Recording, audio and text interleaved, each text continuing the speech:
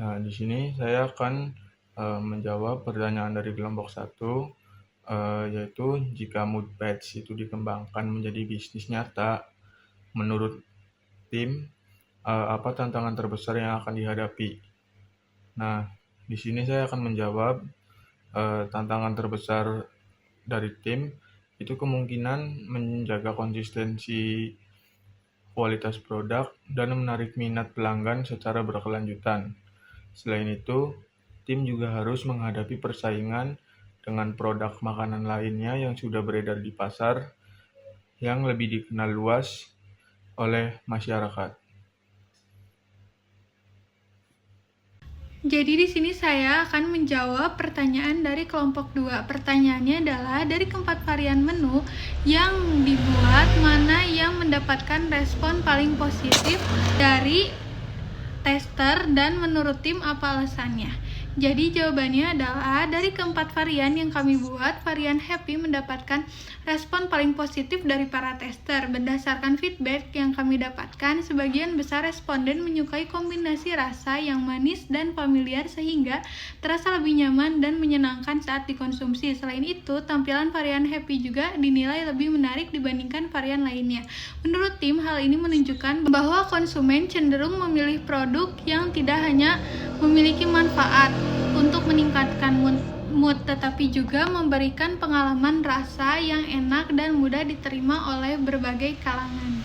Di sini saya akan menjawab pertanyaan dari kelompok 3 dengan soal pertanyaan, bagaimana cara membuktikan bahwa perubahan mood berasal dari makanan bukan faktor lain? Pada proyek Mood Bites kami ini, kami tidak bertujuan membuktikan hubungan sebab akibat secara ilmiah seperti penelitian laboratorium. Fokus proyek kami adalah menguji persepsi dan pengalaman pengguna terhadap produk yang dirancang berdasarkan kandungan nutrisi pendukung mood. Untuk meminimalkan pengaruh faktor lain, kami menggunakan feedback langsung dari tester setelah mengonsumsi produk dan membandingkannya dengan tujuan masing-masing varian menu. Namun, kami juga menyadari bahwa perubahan mood juga dapat dipengaruhi oleh faktor eksternal seperti kondisi lingkungan, tingkat stres, kualitas tidur, dan aktivitas harian. Oleh karena itu, hasil yang diperoleh lebih bersifat indikasi awal dan memerlukan penelitian yang lebih terkontrol jika ingin membuktikan hubungan secara ilmiah. Sekarang saya akan menjawab pertanyaan dari kelompok 4 dengan soal pertanyaan. Salah satu resiko yang dicantumkan adalah respon tester lambat.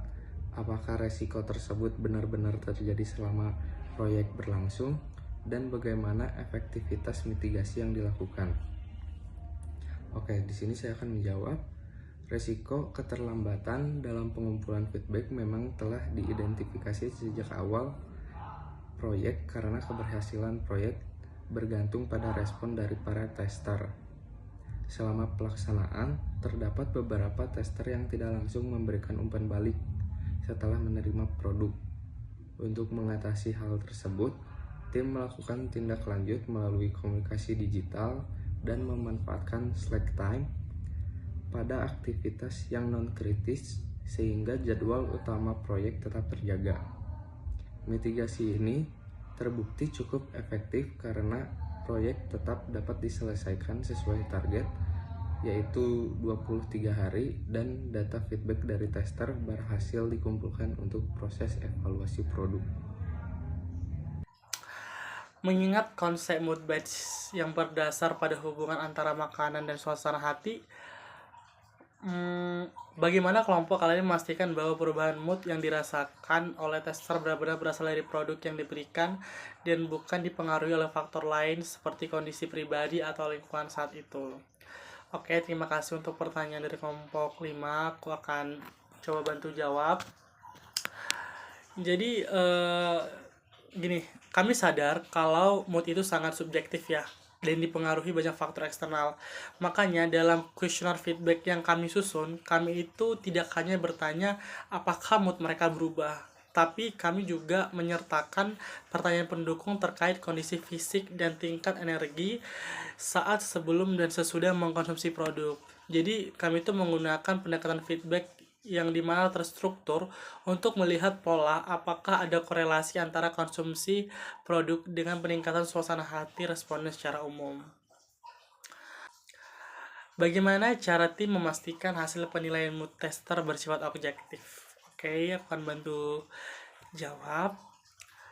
Nah, untuk menjaga objektivitas, kami itu menghindari pertanyaan yang sifatnya leading atau menggiring opini. Jadi, kami itu menggunakan kuesioner yang terstandarisasi di mana responden menilai aspek-aspek spesifik seperti tekstur, rasa, dan persepsi mereka terhadap efek menu tersebut yang dimana menggunakan skala penilaian yang terukur. Jadi, ini tuh bukan sekedar opini subjektif yang terbuka begitu saja.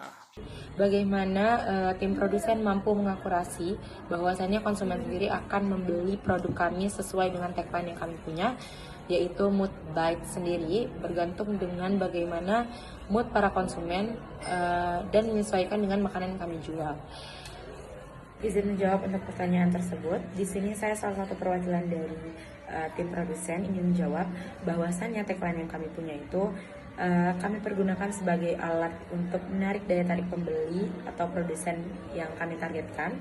Namun kami sendiri tidak mematokkan pasti bahwasannya produsen yang membeli pada saat itu harus benar-benar sesuai dengan realistis mood mereka pada saat itu. Tapi di sini kami ingin produsen bisa memiliki sudut pandang baru terhadap produk kami. Bahwasannya produk kami punya tagline daya tarik sendiri, yaitu menyesuaikan mood produsen dengan menu yang kami sediakan. Tujuan awal kami sendiri bukan benar-benar ingin mematokkan mood konsumen dengan produk kami, akan tetapi kami ingin memiliki inovasi baru yang bisa dilihat dari sudut pandang para produsen yang para konsumen yang kami punya. Jika tester memberikan feedback yang berbeda-beda dari para konsumen, bagaimana cara kami bisa menentukan produk mana yang harus kami kembangkan? Izin menjawab untuk pertanyaan tersebut.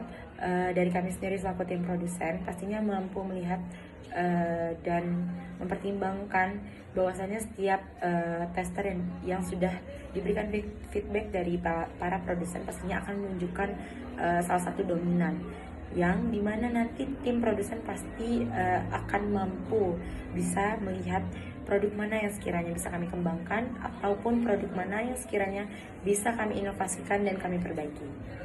Dan dari kami sendiri mungkin bisa jadi akan menyediakan sebuah link dalam bentuk kuesioner, sehingga kami selaku tim produsen sendiri mampu lebih mudah untuk menganalisa setiap feedback yang produsen berikan.